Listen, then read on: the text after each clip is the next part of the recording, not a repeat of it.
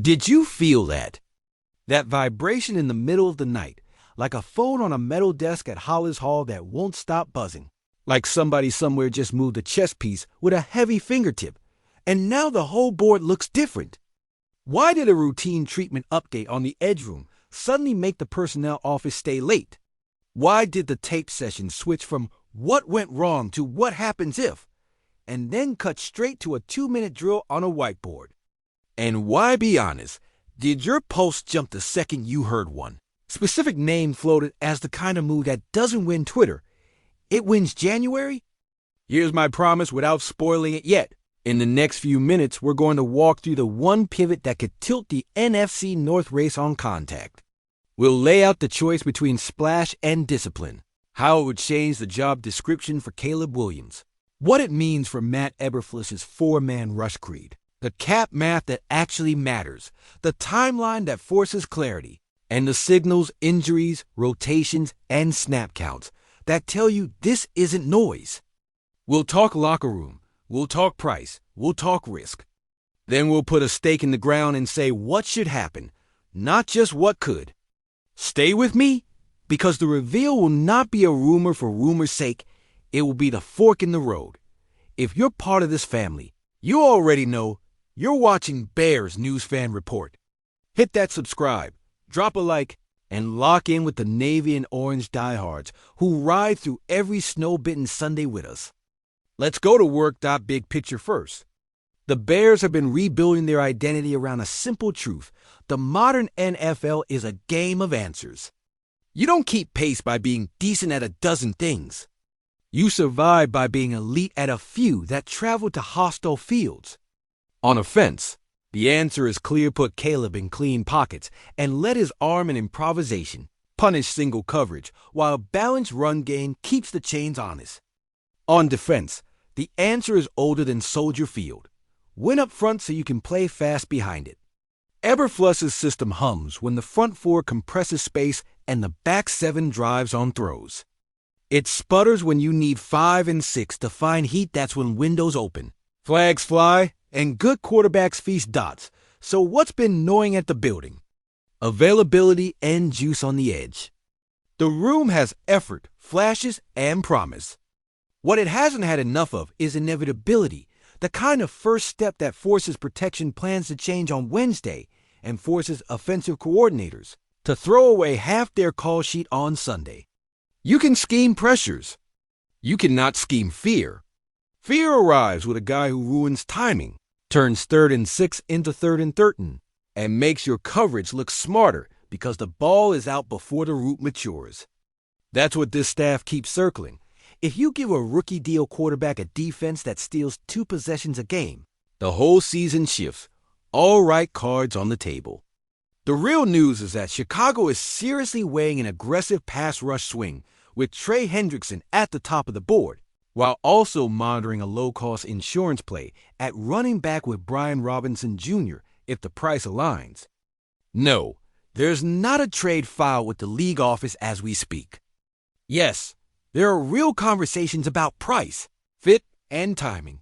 And yes, the injuries in the edge room have turned nice to have into what's the cost. That's the axis of the week. Why Hendrickson? Because the traits match the need. He isn't a maybe next year projection. He's pressure on demand. He wins with get-off hands and stubbornness.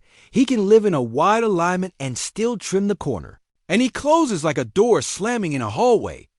In Eberfluss's world, that means you can rush 4 with integrity ends owning upfield, tackles denting the pocket, and keep the back 7 honest.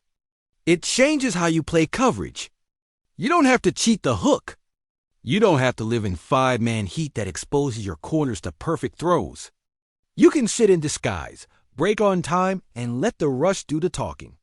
And for a young offense, that's oxygen. Short fields feed rookie deal quarterbacks. So do quiet 4 quarters when your defense gets off the field without needing miracles. But the cost matters. Cincinnati doesn't do charity. The sticker could include a premium pick and a live body. That's not monopoly money. That's the marrow of a roster. You have to set a line and keep it. A future one plus a young defensive starter is the kind of price that solves one problem and creates two more, a second and a conditional that escalates with sacks, or a structured package that recognizes age, contract, and the window. That's a negotiation you can have with a straight face. You don't win by blinking. You win by knowing what your season is worth and paying exactly that dot now the parallel track. Brian Robinson Jr. Why even entertain a running back when the priority is edge? Because depth is not a luxury. It's insurance against bad weeks and bad weather. Robinson doesn't need your offense to be pretty. He's downhill, contact-friendly, chain honest.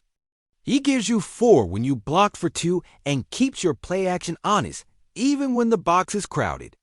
Paired with your speed and your perimeter threats, he turns 2nd and 7 into 3rd and manageable. And he protects leads when Soldier Field turns concrete in December. And if the price is truly day 3, that's the kind of addition that helps Caleb without shouting about it. Here's where I draw the timeline on the whiteboard.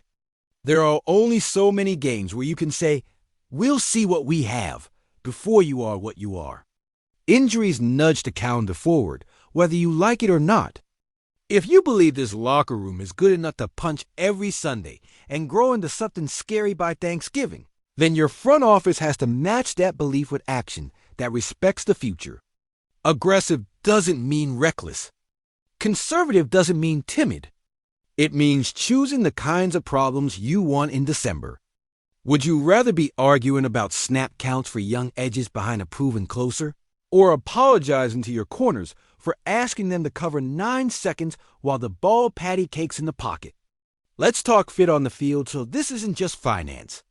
Hendrickson in this scheme gives you freedom on 3rd downs.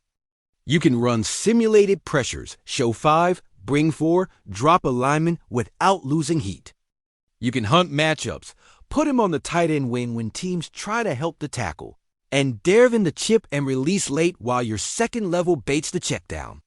On early downs, you get the luxury of playing light in the box because your ends compress the C gap with force, which keeps your backers clean and your safeties out of nosebleed bail.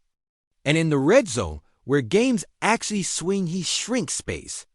The ball comes out fast, or it never comes out at all. Now layer that onto the offense you're building. Caleb's superpower is stress. He tests rules, buys time, and throws windows open with arm slot creativity. What does a real pass rush addition do for him? It shortens his workday. It gives him 2 extra possessions of forgiving field position every week. It lets the coordinator call the Caleb special when the timing demands it, not because the scoreboard begs for it. And it protects the room, psychologically, because nothing corrodes. A young offense like feeling they have to score 30 just to breathe. You can't dodge the locker room piece either. Moves ripple.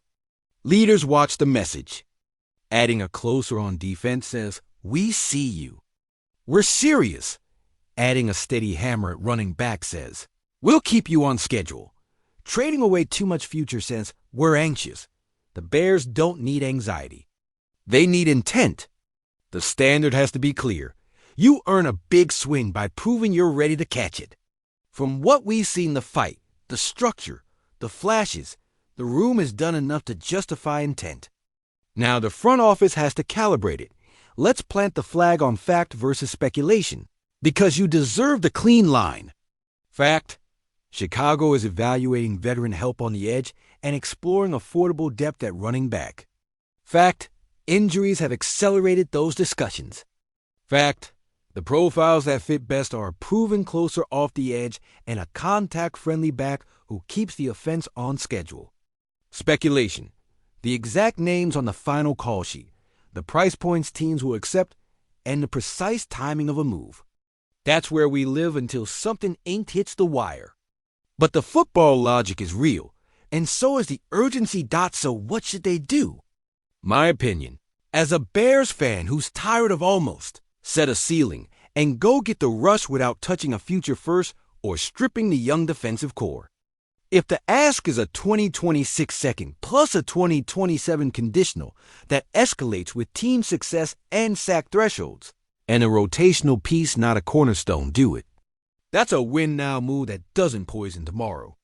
If the ask is a 1 plus a starter, walk.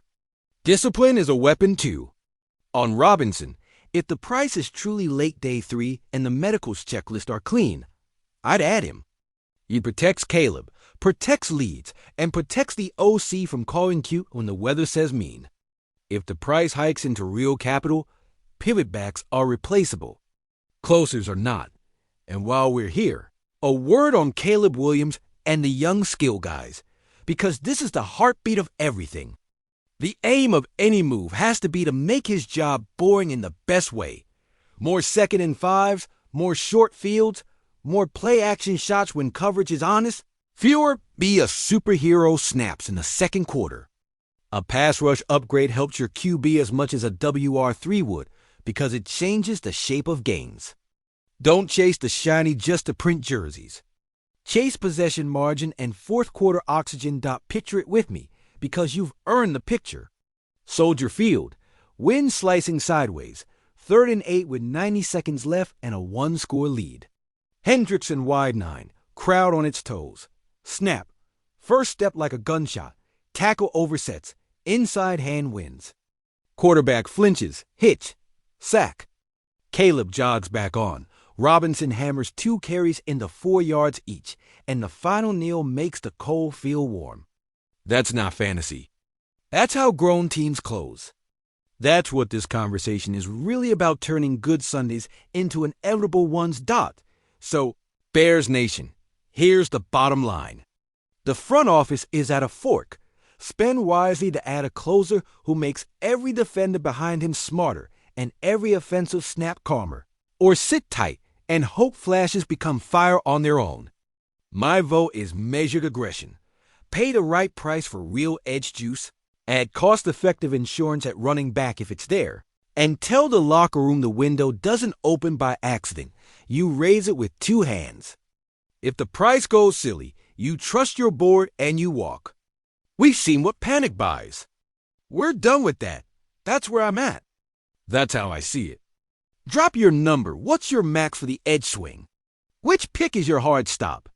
Because in a week like this, the line between fear and courage is a single phone call. And I'm ready for the call to be the right one.